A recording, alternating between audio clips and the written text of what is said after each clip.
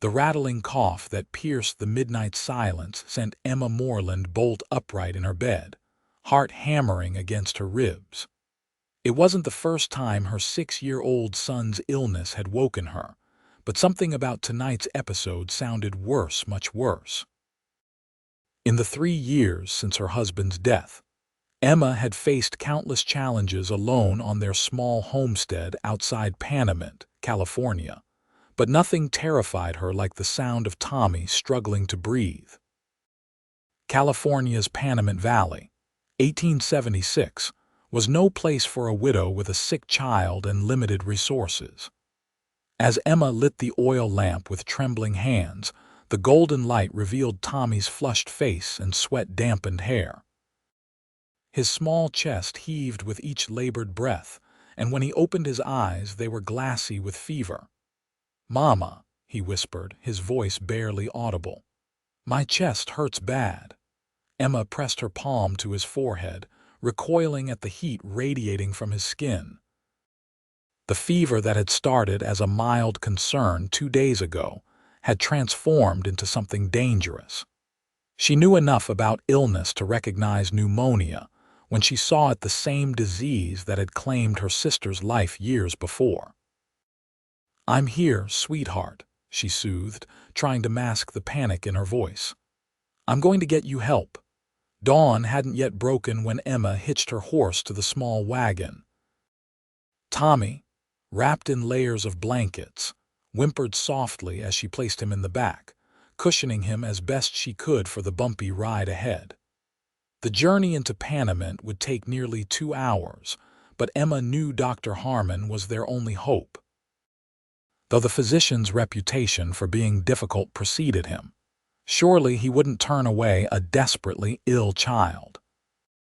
The rugged landscape of the Panamint Valley was beautiful even in its harshness, but Emma saw none of it as she urged her horse forward, every cough from the wagon sending a spike of fear through her heart.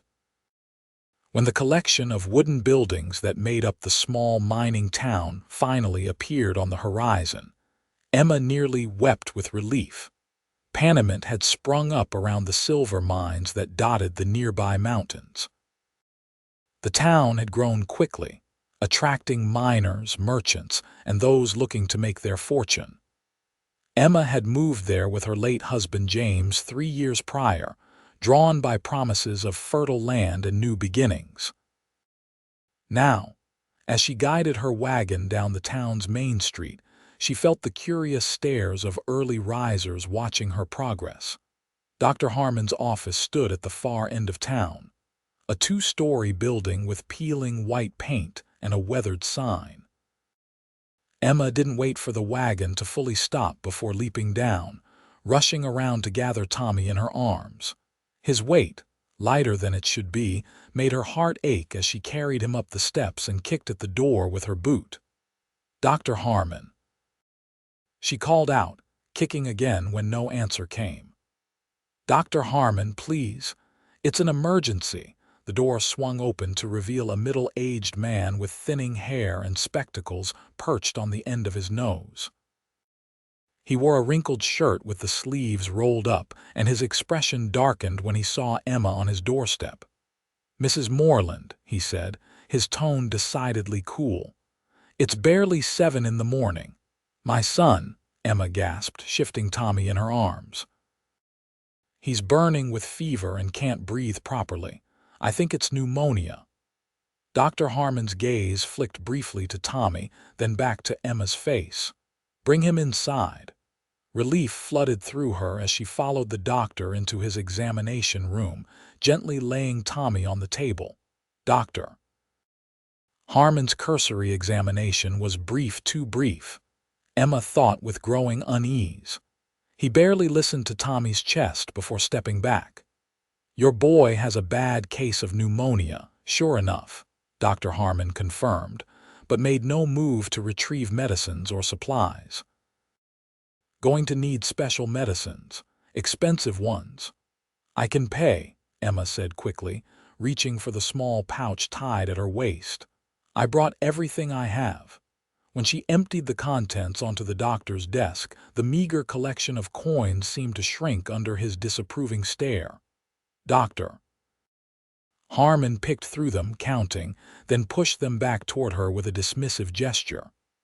"This doesn't cover half of what the medicine costs, Mrs. Moreland," he said, "not to mention my services." Emma's throat tightened. "Please, Dr. Harmon, I'll work to pay the rest." "I'll do anything, like you worked to pay your husband's outstanding debts." Dr. Harmon's voice hardened. "James Moreland died owing money to half the businesses in town, including me, 3 years later, and not a cent repaid." The unfairness of his accusation stung like a physical blow.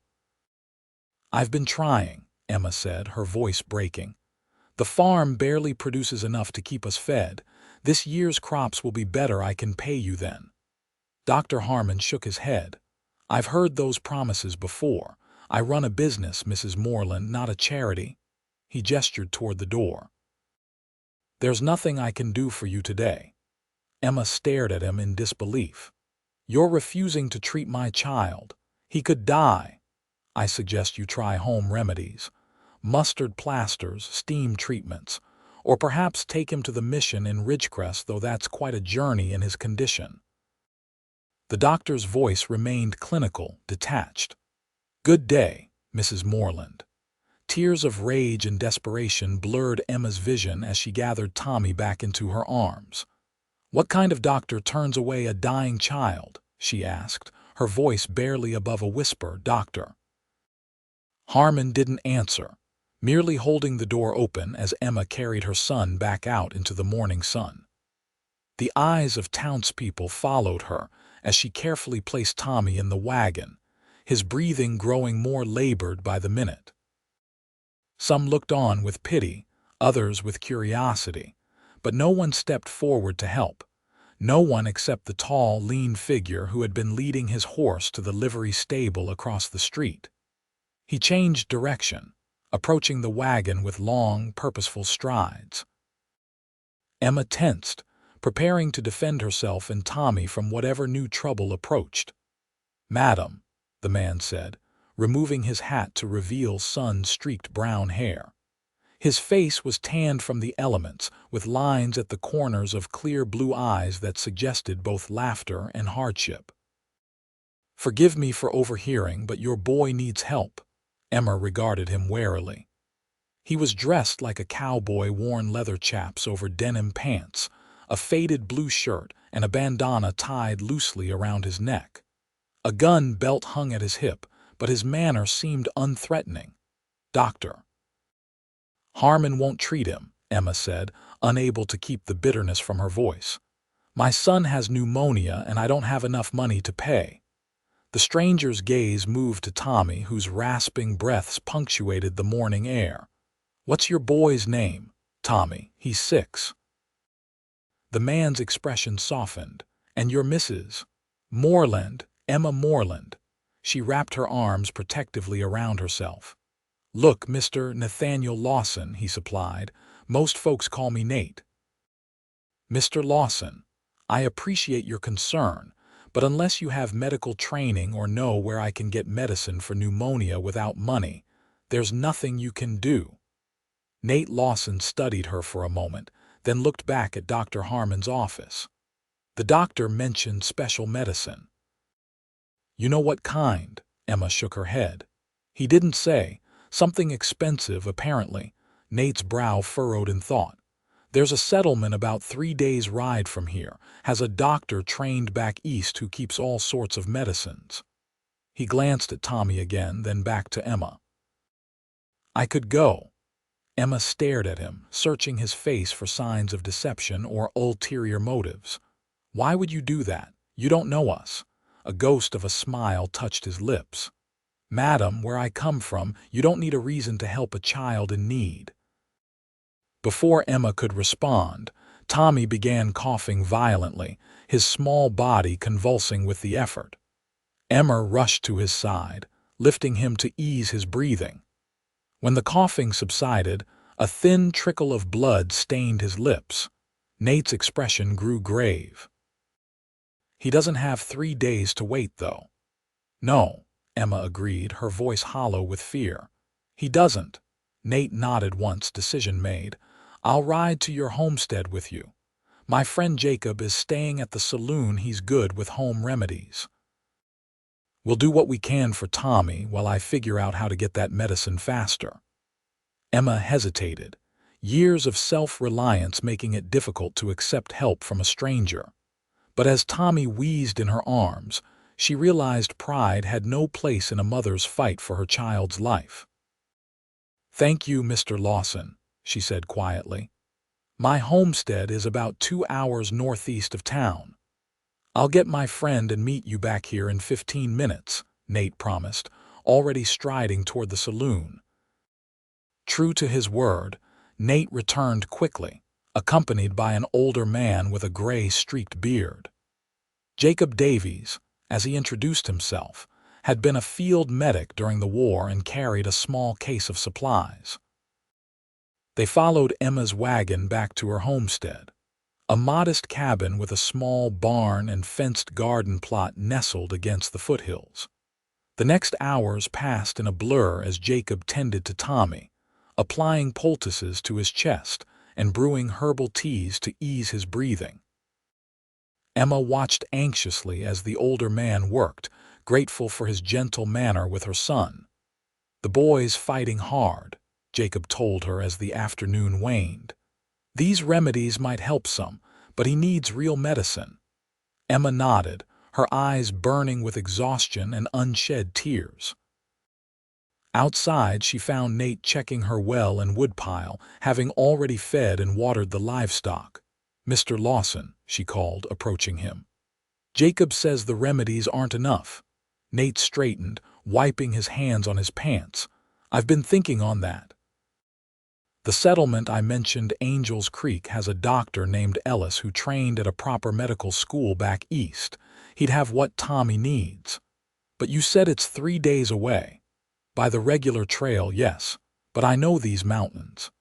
Nate's eyes held steady on hers. "There's a pass through the high country that could cut the journey to a day and a half each way. It's dangerous, not many attempt it, but I've done it before." "That's still 3 days round trip," Emma said, despair creeping into her voice. 3 days might be all Tommy has, Jacob added, having joined them outside. "From what I've seen, his condition is worsening faster than I'd hoped." Emma looked between the two men, then back at the cabin where her son fought for every breath. "Why are you helping us?" she asked Nate again. "Truly?" Nate's expression grew distant. "I had a little brother once. Fever took him when he was 8, no doctor for 50 miles. He refocused on Emma. "No child should die that way if there's a chance to save them." The sincerity in his voice left no room for doubt. Emma took a deep breath. "What do you need for the journey?" Within the hour, Nate had prepared for his dangerous ride.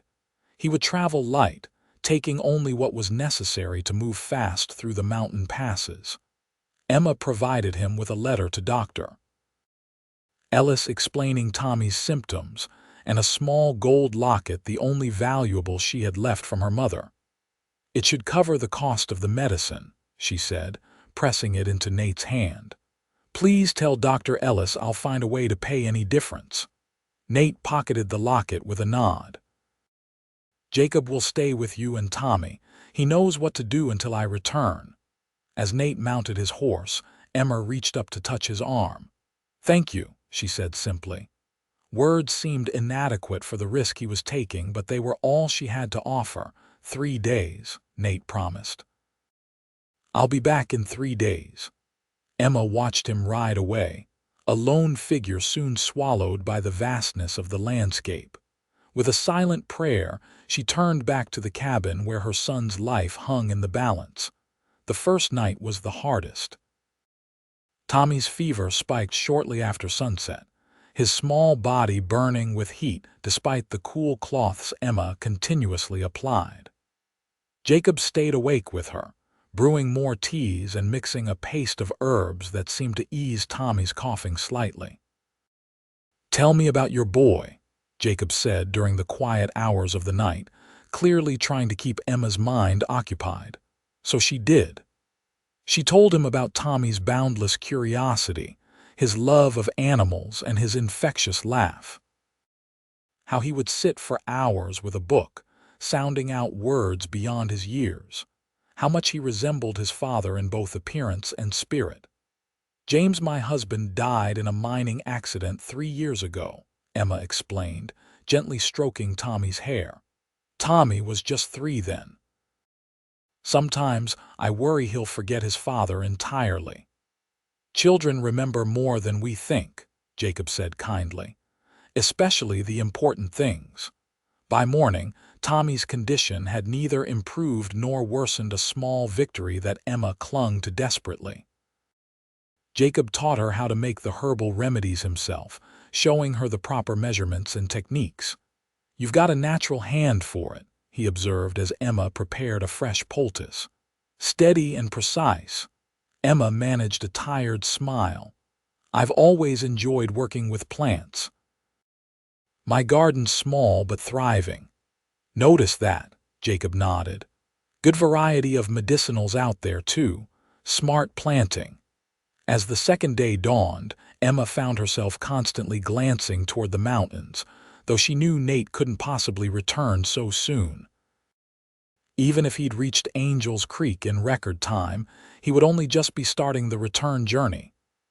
"Tell me about Mr. Lawson," she asked Jacob as they shared a simple breakfast of cornbread and coffee. "How do you know him?" Jacob's weathered face creased in a smile. "Met Nate about 5 years back when he pulled me out of a creek after my horse threw me. Been riding together off and on since then."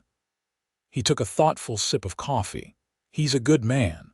Worked as a ranch hand scout, sometimes delivers mail to remote settlements. Knows this territory better than most." "He mentioned a brother," Emma said hesitantly. Jacob nodded. "Michael was his name. Happened when Nate was 15, too young to shoulder that kind of loss, but it shaped him. Made him the kind of man who rides into dangerous country to help a stranger's child." The day passed slowly, marked by Tommy's periods of restless sleep and painful wakefulness. Emma read to him when he was alert enough to listen, her voice steady despite her growing fear. By nightfall, his breathing had grown more labored and the blood-tinged sputum more frequent. "Is he—" Emma couldn't finish the question, her throat closing around the words. Jacob's honest eyes met hers. "He's holding on but growing weaker. These next hours will be critical." He placed a comforting hand on her shoulder. "Faith, Emma, in your boy's strength and in Nate's." The second night stretched endlessly, a vigil of whispered prayers and desperate hope. Emma dozed briefly near dawn, waking with a start when she realized she'd fallen asleep. Tommy's breathing seemed shallower, his skin ashen beneath the flush of fever. "Jacob," she called, panic rising in her chest. The older man hurried to her side, checking Tommy's pulse and listening to his chest. His expression remained carefully neutral, but Emma saw the concern in his eyes. "We need to try something stronger," he said, reaching for his medicine case. "I've been saving this. It's the last of my laudanum. Won't cure him, but might ease his breathing some." As Jacob administered a carefully measured dose, Emma moved to the window, searching the horizon for any sign of a rider. The empty landscape mocked her hopes. "He'll make it," Jacob said quietly, joining her at the window. "If anyone can, it's Nate." The third day dawned crisp and clear. Tommy seemed to rally slightly after the laudanum, taking a few sips of broth and recognizing Emma when he opened his eyes. "Mama," he whispered, his voice raspy but present. "I had dreams about a man on a horse. He was bringing me something important." Emma squeezed his hand gently. "That's right, sweetheart. Mr. Lawson is bringing medicine to make you better." "Is he a friend?" Tommy asked between labored breaths. Emma considered the question. "Yes," she decided. "He's a friend who's helping us very much." Tommy's lips curved in a faint smile before he drifted back to sleep. Emma checked the sun's position. Noon had passed. If Nate kept his promise, he should return by nightfall. But what if he'd encountered trouble? What if he couldn't find Dr. Ellis? What if the pass had proven too dangerous? The questions tormented her throughout the afternoon as she tended to Tommy, whose brief improvement seemed to be fading. By late afternoon, his fever had spiked again, and his breathing grew more erratic. "Jacob," Emma said, her voice tight with fear. "I think we're losing him." Jacob checked Tommy's pulse, his face grim. "Keep faith, Emma. There's still time." But as the sun began its descent toward the western mountains, even Jacob's reassurances sounded hollow. Emma sat by Tommy's bedside, holding his hand and telling him stories of brave nights and daring adventures, determined that if these were to be his final hours, they would be filled with wonder rather than fear. The sound of hoofbeats was so faint at first that Emma thought she'd imagined it a product of desperate hope, but Jacob heard it too, his head lifting sharply. "Someone's coming," he said, moving quickly to the window. "Riding hard." Emma's heart leaped to her throat as she joined him. In the golden light of sunset, a single rider approached at a gallop, the horse clearly pushed to its limits. Even at a distance, she recognized Nate's broad-shouldered silhouette. "He made it," she whispered, tears springing to her eyes. "Jacob, he made it." She rushed outside as Nate reined his exhausted horse to a stop in front of the cabin. The animal was lathered with sweat, sides heaving, and Nate himself looked scarcely better. 3 days' worth of stubble darkened his jaw, and dust coated his clothing. But his eyes were alert and triumphant as he swung down from the saddle. "Dr. Ellis sent these," he said without preamble, pulling a carefully wrapped package from his saddlebag. "Quinine, digitalis, and a special tincture for the lungs." He wrote instructions. Emma took the package with trembling hands. "Thank you," she breathed. "Thank you." Nate swayed slightly on his feet, exhaustion finally catching up to him. "Tommy, alive," Emma said, "but barely. Come inside quickly." Jacob took charge once they were inside, reading Dr. Ellis's instructions and preparing the medicines while Emma explained to a semi-conscious Tommy that help had arrived. Nate slumped into a chair, accepting the cup of water Emma hastily offered. "I rode straight through," he explained between gulps. "Made it to Angel's Creek in just under 2 days." Dr. Ellis prepared the medicines immediately. His expression darkened. "When I told him Dr. Harmon had refused to treat a child, he was furious. Said he'd be writing to the medical board about it." "You must be exhausted," Emma said, noticing the lines of fatigue etched deeply around his eyes. Nate shook his head. "I'll rest when I know Tommy's taken his medicine." Jacob approached with a small vial. "This first," he said, carefully measuring drops into a spoon. "Help me lift him, Emma." Together, they administered the first dose of medicine, coaxing Tommy to swallow. Nate watched from his chair, tension evident in every line of his body. When Tommy had taken all 3 medications, Jacob nodded in satisfaction. "Now we wait," he said. "Dr. Ellis knows his business. These are good medicines. The digitalis should help his heart cope with the strain, and the lung tincture will ease his breathing." Emma returned to Nate, who looked ready to collapse. "You've done more than I could ever repay," she said softly. "Please, get some rest. We prepared the barn loft for you." Nate hesitated, glancing at Tommy. "You'll wake me if there's any change, of course," Emma promised. "But you'll be no good to anyone if you fall over from exhaustion." With a reluctant nod, Nate rose, swaying slightly. "I'll check on my horse first."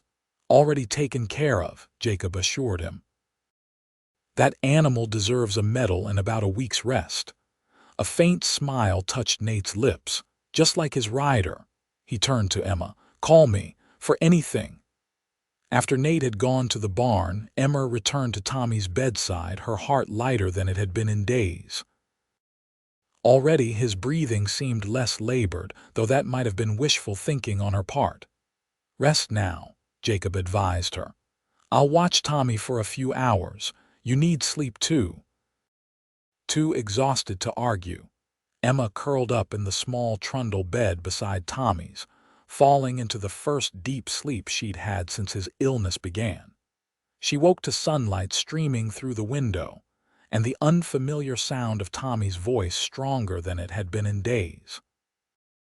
"And then what happened to the horse?" he was asking. "Well, that old Mustang decided he'd had enough of carrying me and bucked me clean off into a prickly pear cactus," came Nate's deep voice, tinged with amusement.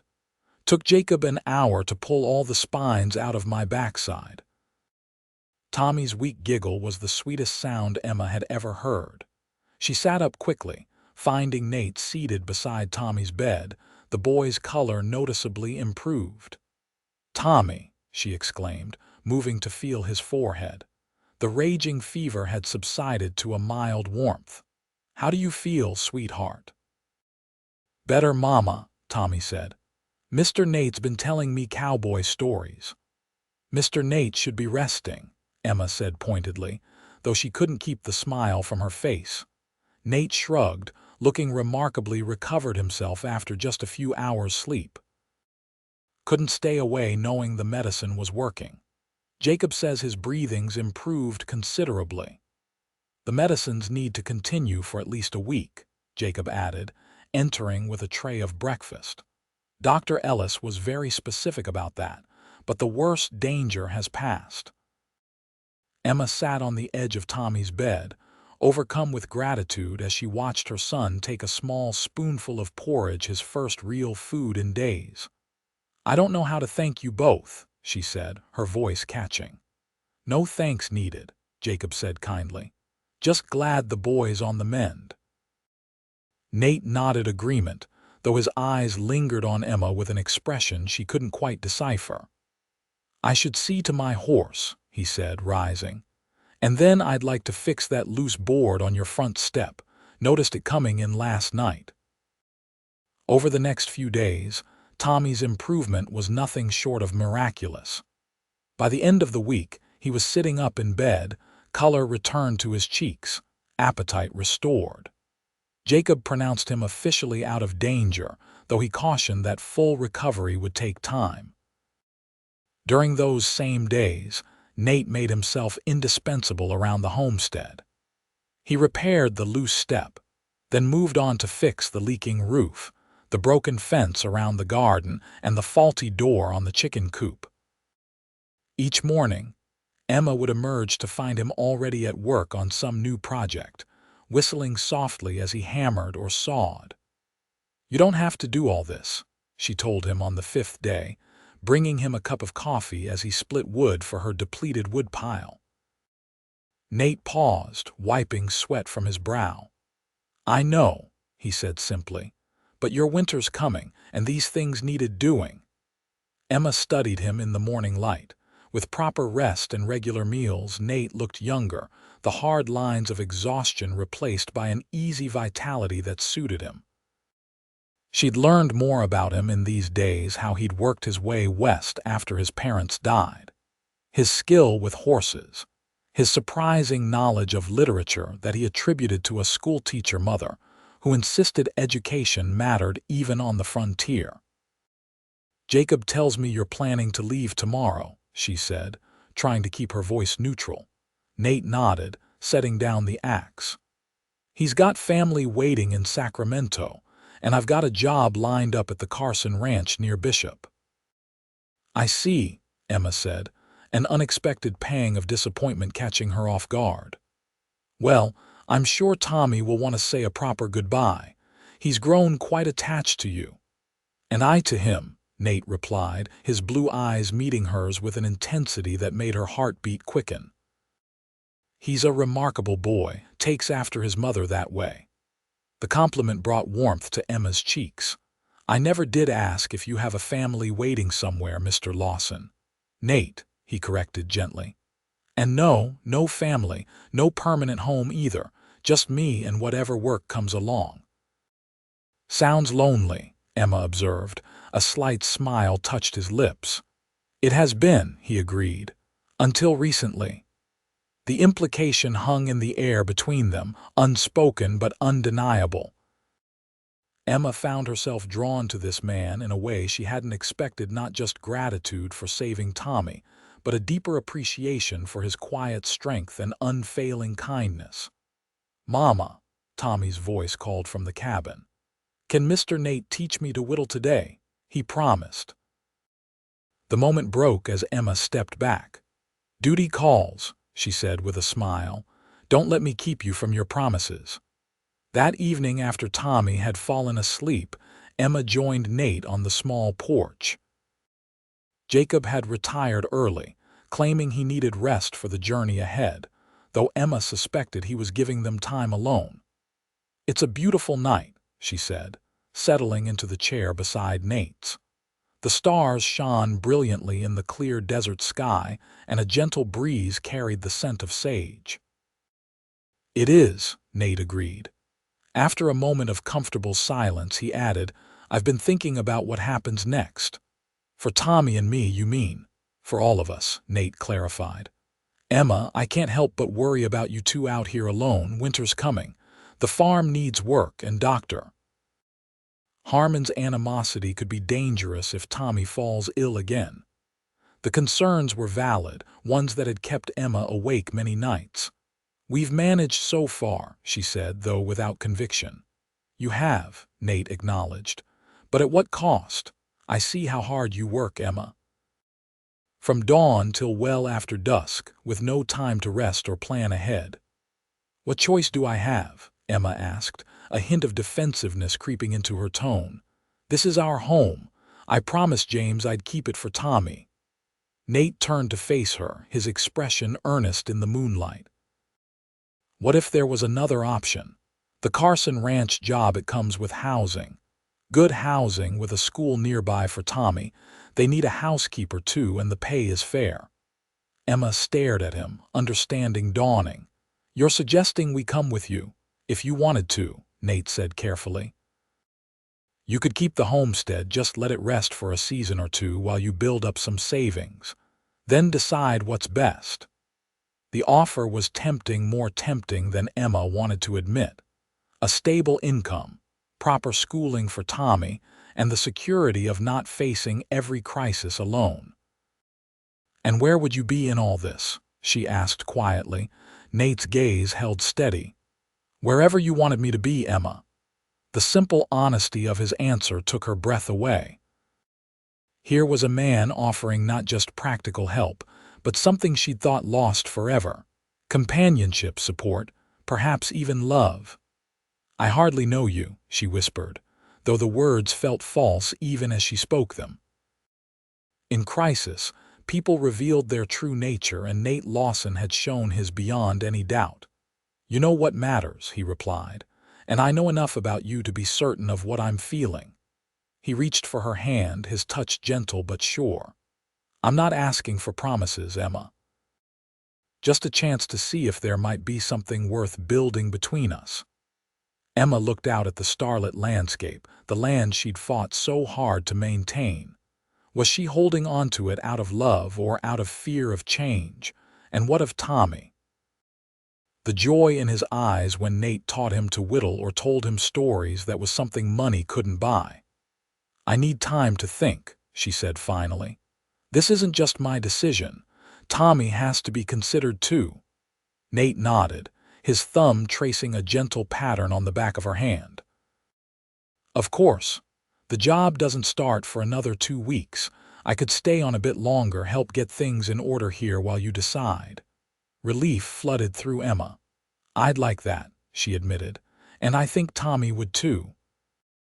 The next morning, Jacob departed for Sacramento with heartfelt goodbyes and a promise to visit when passing through. Emma watched Tommy with Nate as they waved Jacob off, struck by how natural they looked together like a family. The days that followed took on a rhythm unlike any Emma had known since James's death.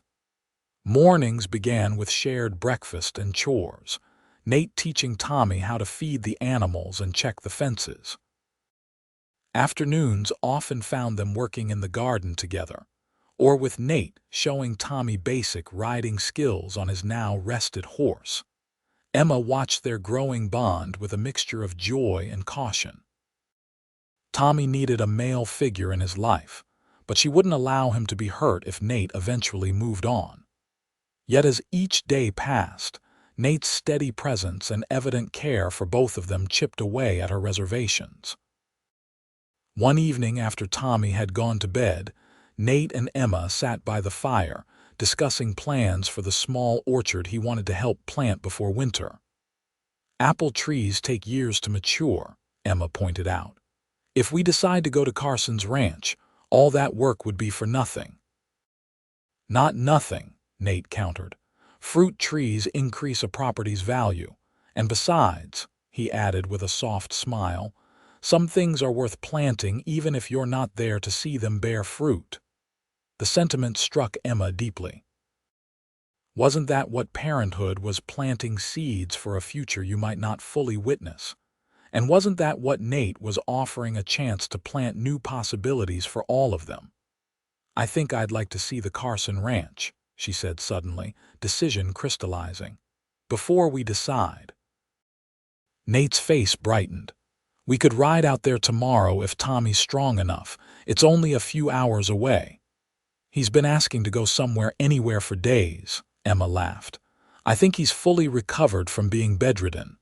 The next morning dawned clear and cool, perfect for traveling. Tommy was beside himself with excitement, bouncing impatiently as Emma packed a small basket of food for their journey. "Will there be other children at the ranch, Mr. Nate?" he asked, helping to saddle the horses. "Several," Nate confirmed. "The foreman has 3 boys about your age, and there's a girl too, though she might be a bit younger than you." Tommy considered this information seriously. "Girls can be okay sometimes," he decided magnanimously. "As long as they don't try to make me play with dolls." Nate bit back a smile. "A fair condition, partner." Emma emerged from the cabin, locking the door behind her. She'd taken extra care with her appearance today, wearing her best dress, a simple blue cotton that James had always said matched her eyes, and arranging her hair in a neat bun. "You look beautiful," Nate said quietly as he helped her mount the wagon. Emma blushed, unaccustomed to compliments after years of widowhood. "Thank you." The journey to Carson's ranch passed pleasantly, with Tommy pointing out every jackrabbit and hawk along the way. By the time the ranch buildings came into view, Emma found herself hoping she would like the place, because she was increasingly certain she wanted to accept Nate's proposal.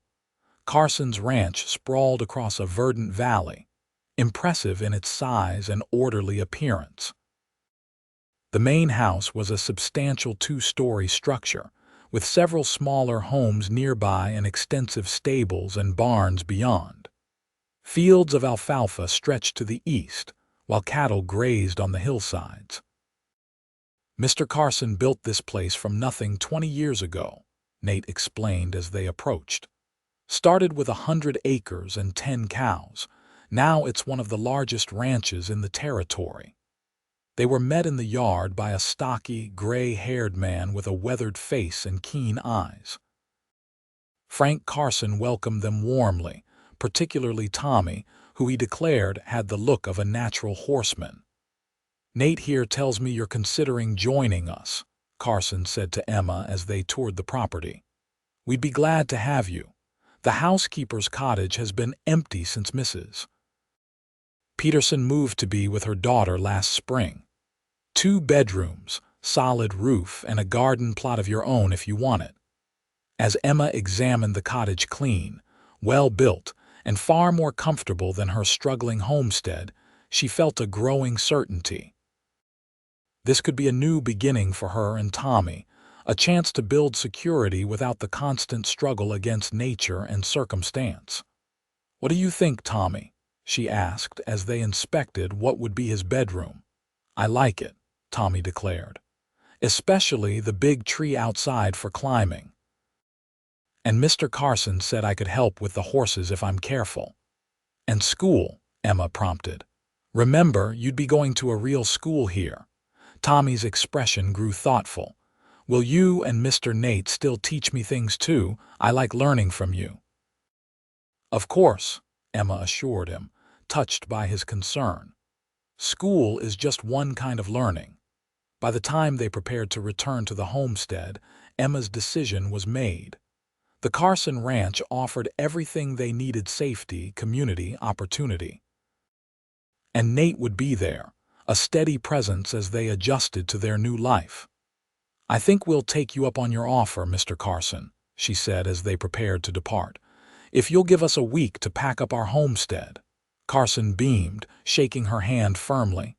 Glad to hear it, Mrs. Moreland. We'll have everything ready for you. The ride home was filled with excited planning.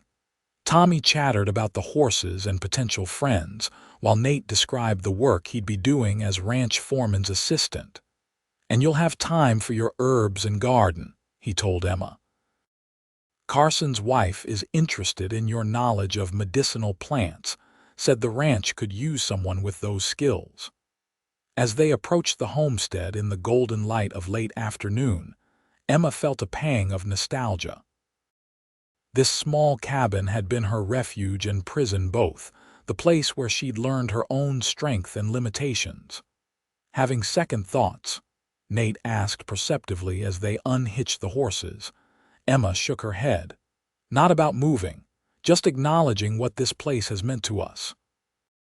She gazed at the cabin, thinking of the memories it held: James's laugh, Tommy's first steps, countless moments of struggle and perseverance. But a home isn't just a place, is it? No, Nate agreed softly. It's the people who make it matter. That evening after Tommy was asleep, Emma and Nate sat on the porch steps, the familiar landscape bathed in moonlight. A comfortable silence stretched between them until Nate gently took her hand. There's something I need to say before we go any further, he said, his voice serious. I didn't just happen to be in Panamint that day when you brought Tommy to Dr. Harmon. Emma looked at him in surprise. What do you mean? I was there delivering a package to the mercantile. The owner, Mr. Abernathy, mentioned a widow named Moreland living outside town who'd been struggling since her husband died. Nate's eyes held her steadily. He said you were proud but in need, and that folks worried about you and the boy out here alone. So you were already planning to offer help? Emma asked, uncertain how to feel about this revelation. Nate shook his head. I was curious, maybe thinking to offer odd jobs before moving on. But then I saw you with Tommy outside the doctor's office, heard what Harmon said to you. He paused. In that moment, I knew I couldn't just ride away. Why tell me this now? Emma asked. Because I don't want secrets between us, Nate said simply. Whatever we're building here, and I hope it's something lasting, should start with honesty. The integrity of his answer solidified what Emma had been feeling for days. This wasn't just gratitude or loneliness driving her attraction to Nate. It was recognition of something fundamental in his character that resonated with her own values. Thank you for telling me, she said softly. And for everything else. Their first kiss was gentle, a tender exploration rather than a passionate claiming. When they parted, Emma saw in Nate's eyes the same wonder she felt, that something so unexpected could feel so right. The week that followed was a flurry of activity as they prepared to leave the homestead. Emma sorted through years of accumulated possessions, deciding what to take and what to leave. The furniture would stay with the property, which she decided to rent to a young couple Nate knew who needed a start. They'll maintain the place, keep the garden going, Nate assured her, and pay a small rent that will give you income while you decide what to do long term. Tommy threw himself into the preparations with enthusiasm, particularly when Nate presented him with a small trunk of his own for special treasures. The bond between them strengthened daily, Tommy increasingly looking to Nate for guidance and approval. 2 days before their planned departure, unexpected visitors arrived. Dr. Ellis from Angels Creek, accompanied by a stern-looking gentleman introduced as Dr. Webster from the Territorial Medical Board, had come to investigate the complaint against Dr. Harmon. "We take accusations of patient abandonment very seriously," Dr. Webster explained, accepting the cup of coffee Emma offered, "particularly when it involves a child." Emma recounted the events of that terrible morning while Tommy played outside under Nate's watchful eye. Dr. Ellis nodded grimly at several points in her story, clearly having heard Nate's version already. "Dr. Harmon's behavior was unconscionable," Dr. Webster declared when she finished. "A doctor's primary duty is to his patients, regardless of their ability to pay immediately. There are proper channels for debt collection that do not involve refusing urgent care." "What will happen to him?" Emma asked. "He'll be summoned before the board," Dr. Webster replied. "Given the evidence, he'll likely lose his license to practice medicine in this territory." The news brought Emma mixed feelings. While Dr. Harmon deserved consequences for his actions, she took no pleasure in being the cause of anyone's downfall. "The town will need a new doctor," Dr. Ellis observed. "I've recommended a young physician from San Francisco who's looking for a rural practice." After the doctors departed, Emma joined Nate and Tommy outside, where they were harnessing the wagon for a final trip into Panamint for supplies. "Everything all right?" Nate asked, noting her pensive expression. Emma nodded. "Just thinking about how quickly life can change. A month ago, I was barely keeping this place running, terrified Tommy would get sick because I knew we'd have nowhere to turn. Now you're still the same strong, determined woman," Nate said, his voice warm. "Just with more options and maybe a bit more hope." The trip to Panamint was illuminating. Word of Dr. Harmon's impending disciplinary action had spread quickly, and the townspeople's reactions were divided. Some, particularly the wealthier merchants, thought Emma had gone too far in reporting him. Others, especially families with children, stopped her in the street to express support. At the general store, Mr. Abernathy pulled Nate aside while Emma selected supplies. When Nate rejoined her, his expression was troubled. "What's wrong?" Emma asked as they loaded their purchases. "Harmon's been talking," Nate said grimly. "Telling folks I only helped you to get my hands on your property, that we planned this together to ruin him." Emma's indignation flared. "That's absurd. He refused to treat a dying child." "I know," Nate soothed. "Most people see through it, but a few are listening, particularly those who owed him favors." "Does it matter?" Tommy asked from his perch on the wagon seat. "We're leaving anyway."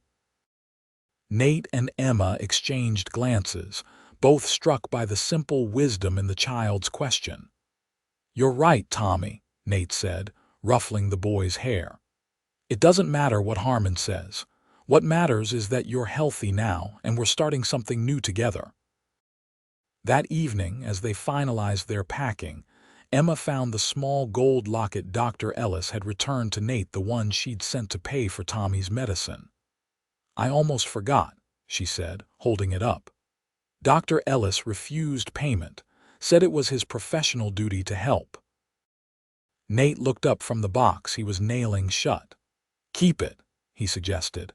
"Maybe someday you'll want to pass it to Tommy's wife or a daughter if you have one." The casual mention of future children, their children, sent a pleasant warmth through Emma. The idea of expanding their family someday, of giving Tommy siblings, was one she'd tucked away as an impossible dream after James died. "I'd like that," she said softly. "A daughter would be nice, though I'm rather fond of boys too." Nate's slow smile told her he understood her meaning perfectly. "One step at a time," he said, but his eyes shone with the same hope she felt. Their final day at the homestead was bittersweet. Emma walked through the small cabin, touching familiar walls and door frames, saying goodbye to the home she'd fought so hard to maintain.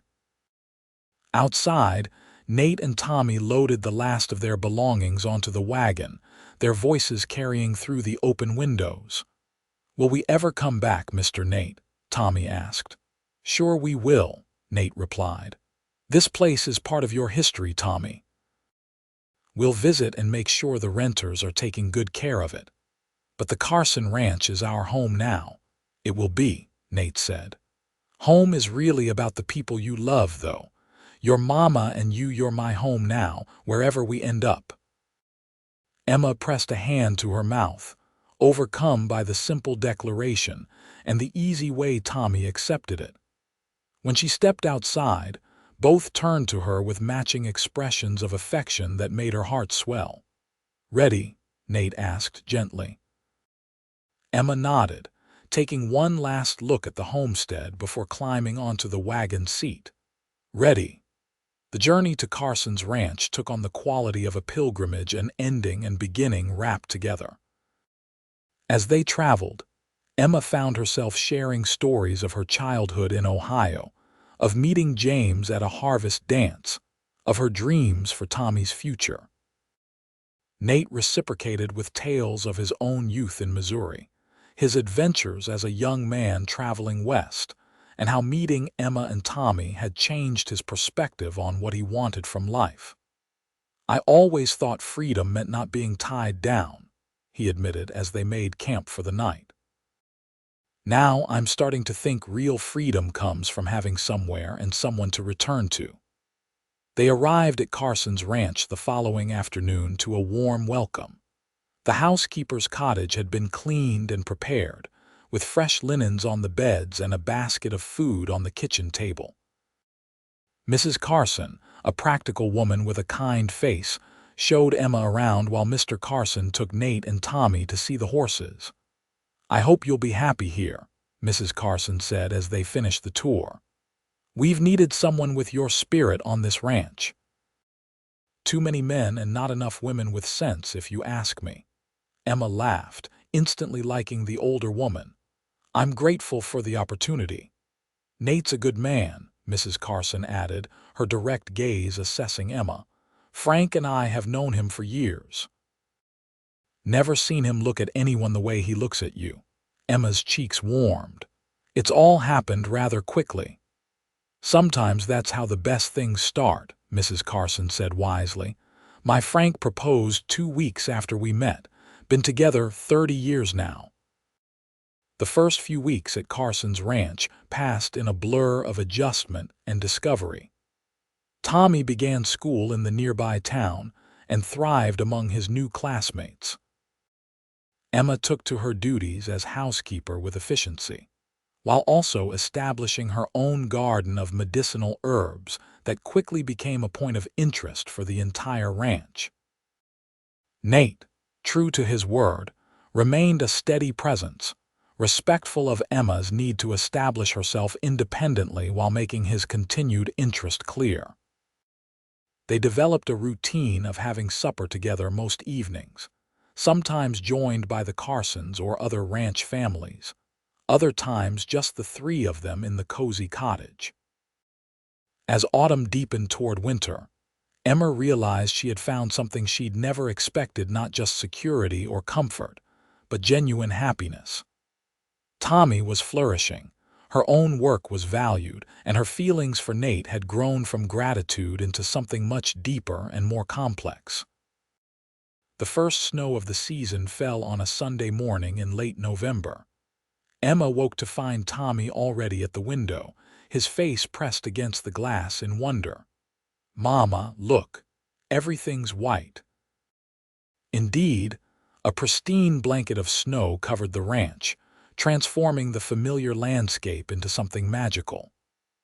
After breakfast, Tommy begged to go outside, and Emma bundled him up in his warmest clothes before sending him to find Nate, who had promised to help build a snowman.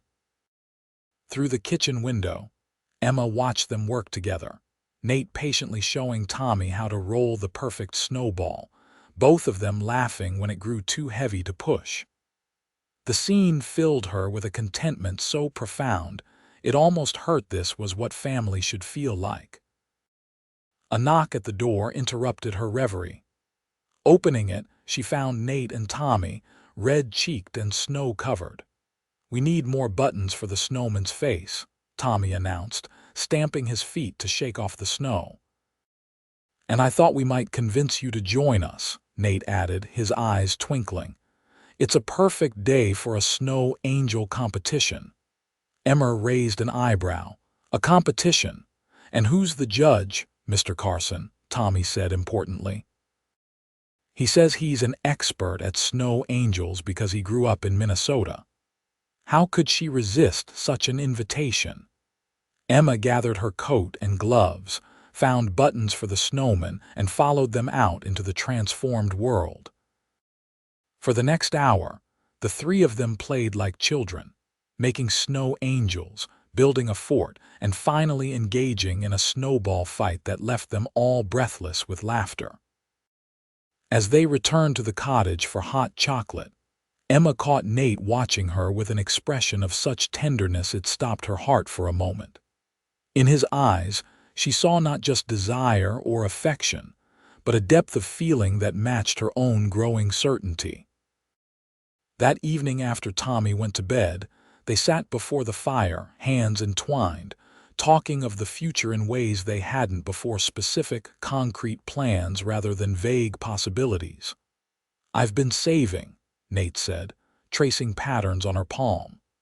"Most of what I earn here, plus what I had before. In a year or two, it would be enough to buy a small place of our own if that's what you wanted." "What about the homestead?" Emma asked. "I always thought we'd go back someday." Nate considered this. "We could. The renters are doing well there, but they're saving to buy their own place eventually." He searched her face. "Is that what you want, to go back?" Emma thought about it honestly. The homestead represented an important chapter in her life, but was it where she wanted to build her future? "I'm not sure," she admitted. "What matters most is that we're together, you, me, and Tommy." "The where seems less important now." Nate's smile was slow and warm. "Together," he echoed. "I like the sound of that." He shifted, turning to face her fully. "Emma, I know this has all happened fast, but I've never been more certain of anything in my life. I love you. I love Tommy like he's my own. I want us to be a family officially." Emma's heart thundered in her chest as she realized what he was saying. "Nate." He reached into his pocket and withdrew a simple gold ring. "I'm not a wealthy man, and I can't promise life will always be easy. But I can promise to love you both every day, to work alongside you building something that lasts, and to never take for granted the gift you've given me by letting me into your lives." Tears blurred Emma's vision as she looked at the ring, a tangible symbol of everything that had changed since that desperate morning when she'd carried Tommy to Dr. Harmon's door. "Tommy asked me yesterday if he could call me Pa," Nate continued, his voice thick with emotion. "I told him that was up to you. Emma Moreland, will you marry me? Will you make this family we've started official?" "Yes," Emma whispered, then louder, "Yes, Nate, I will." As he slipped the ring onto her finger, Emma thought of the journey that had brought them here, a journey that began in fear and desperation, but had led to love and hope. When Nate pulled her into his arms, his kiss held all the promise of the future they would build together. Their wedding took place on Christmas Eve in the Carsons' front parlor, decorated with pine boughs and red ribbons for the holiday. Tommy stood proudly beside Nate, wearing his first suit and beaming as he presented the rings when the minister asked for them. The Carsons and other ranch families gathered to witness, along with a few friends from Panamint who had remained loyal, including Mr. Abernathy from the general store. "I now pronounce you husband and wife," the minister declared as snow fell gently outside the windows. When Nate kissed her, Emma felt the last pieces of her heart, the parts she'd guarded since James's death, finally heal and open fully to this new love. The celebration afterward was joyful but simple, with food and music and dancing that lasted well into the evening.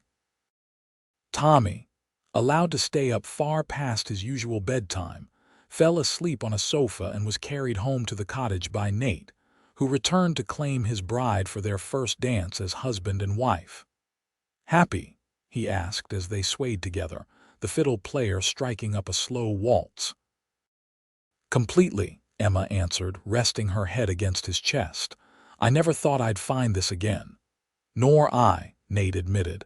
"I was so focused on the horizon I almost missed what was right in front of me." He guided her through a gentle turn. "Thank you for giving me a reason to stay."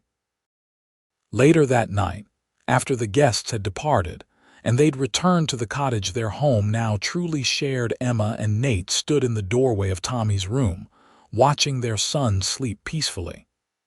"He asked for a brother for Christmas," Nate whispered, his arm around Emma's waist. "I told him some gifts take time to arrive." Emma looked up at her husband, love and promise in her eyes. "Not too much time, I hope." Nate's answering smile was everything she needed to know about the future stretching before them, a future built on courage, sacrifice, and the kind of love that rides 3 days through dangerous country to save a child who becomes your own. Spring came early to Carson's ranch that year, bringing with it new calves, wildflowers, and the news that Tommy's Christmas wish would be granted by autumn. Emma's pregnancy progressed smoothly, her body blossoming as new life grew within. Nate treated her with a tender reverence that made her laugh. Sometimes she wasn't made of glass, after all, but she treasured his care, and the way his hand would rest protectively over her growing belly. Tommy took to the idea of becoming a big brother with enthusiasm, helping prepare the small second bedroom and suggesting increasingly outlandish names for his sibling. "What about Thunderbolt?" he proposed one evening at supper. "Or Desperado, for a baby," Emma laughed. "I think we might want something a bit gentler. Besides," Nate added, winking at Tommy, "those are better names for horses than people." As Emma's pregnancy advanced, she received a surprising letter from Panamint. Dr. Ellis had made good on his promise to recommend a new physician, and young Dr. Mitchell had written to introduce himself. More surprisingly, he asked if Emma would be willing to correspond about her knowledge of local medicinal plants, as he was interested in incorporating traditional remedies into his practice. "You should do it," Nate encouraged when Emma showed him the letter. "You have so much to offer." So began an unexpected professional correspondence that gave Emma great satisfaction. Dr. Mitchell was receptive to her suggestions and respectful of her experience, eventually visiting the ranch to see her medicinal garden in person. The relationship became a bridge between her old life and new, healing some of the bitterness she'd harbored toward Panamint after Dr. Harmon's cruelty. In late September, after a relatively easy labor attended by Mrs. Carson and a midwife from the neighboring town, Emma gave birth to a healthy son. They named him Michael James Lawson Michael, after Nate's brother, and James to honor Tommy's father. "He's perfect," Nate whispered, cradling his son with a reverence that brought tears to Emma's eyes. "Just like his mother." Tommy approached the bed cautiously, his expression a mixture of curiosity and awe as he peered at his new brother. "He's so small," he observed. "When will he be big enough to play with?" "It'll take time," Emma explained, smoothing Tommy's hair. "But you're already helping by being such a good big brother." The pride that bloomed on Tommy's face was worth every difficult moment of the past years. Watching her sons together, one by birth, one by choice, both equally loved, Emma felt a completeness she had once thought impossible. As autumn deepened into winter, their family settled into new routines around the baby. Nate proved to be a natural father, as patient with Michael's midnight cries as he was with Tommy's endless questions. On cold evenings, Emma would often find them all in the living room, Nate in his chair with Michael asleep on his chest, Tommy sprawled on the rug with his schoolbooks, the fire casting a golden glow over their domestic tableau. "What are you smiling about?" Nate asked one such evening, catching her watching from the doorway. "Just thinking about how much has changed in a year," Emma replied, crossing to perch on the arm of his chair. "Last winter, I thought I was going to lose everything. Now look at us." Nate's free hand found hers, their fingers interlacing naturally. "I was thinking the same thing earlier, if I hadn't been in Panamint that day." "But you were," Emma said softly.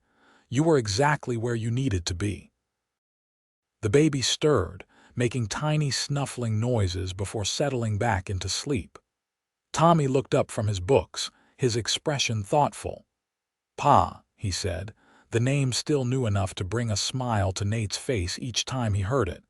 "Do you think we could visit the homestead in the spring? I want to see if the apple trees we planted are growing."